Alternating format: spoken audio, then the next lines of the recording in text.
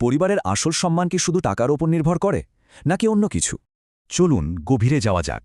গল্পের শুরুটা হয় প্রচণ্ড অহংকারী এক বণিককে দিয়ে। ধন সম্পদ নিয়েই তার যত গর্ব। স্বামীর ধারণা টাকাই সব। কিন্তু তার স্ত্রী দৃঢ়ভাবে বিশ্বাস করতেন পরিবারের আসল সম্মান থাকে গৃহিণীর হাতেই।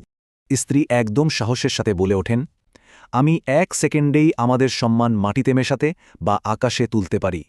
বণিক হেসেই উড়িয়ে দেয় কথাটা, আর সেদিন সন্ধ্যায় অতিথিদের সামনে স্ত্রীকে তার ক্ষমতা প্রমাণের চ্যালেঞ্জ ছুড়ে দেয়।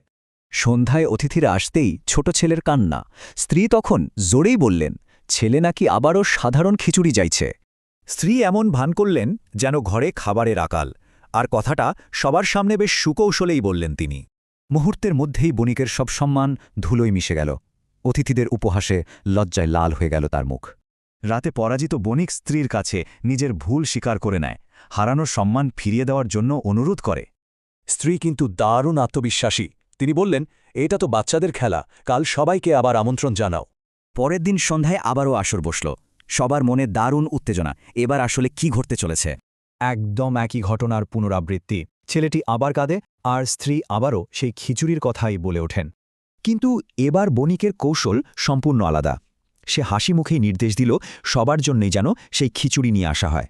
এখন সবচেয়ে দারুণ বিষয়টা হলো, ওটা কোনো সাধারণ খিচুড়ি ছিল না। এতে ছিল জাফরান, কাজু, পেস্তা আর ঘি। অতিথিরা তো পুরোই অবাক। সাধারণ খিচুড়ি যদি এমন রাজকীয় হয়, তাহলে এদের আসল সম্পদ না জানি কত। স্ত্রীর এই বুদ্ধিদীপ্ত কৌশলে কাজ হল ম্যাজিকের মতো। বণিকের সম্মান ও প্রতিপত্তি সারা শহরে বহু গুণে বেড়ে গেল। বণিক তখন স্ত্রীর কাছে হাত জোর করে মেনে নিল গৃহিণীর হাতেই সংসার গড়া বা ভাঙার আসল চাবিকাঠি। তাহলে আসল ব্যাপারটা কি দাঁড়ালো? স্বামী আর স্ত্রী উভয়ের পারস্পরিক সম্মান ও প্রচেষ্টাতেই একটি পরিবারের আসল মর্যাদা গড়ে ওঠে।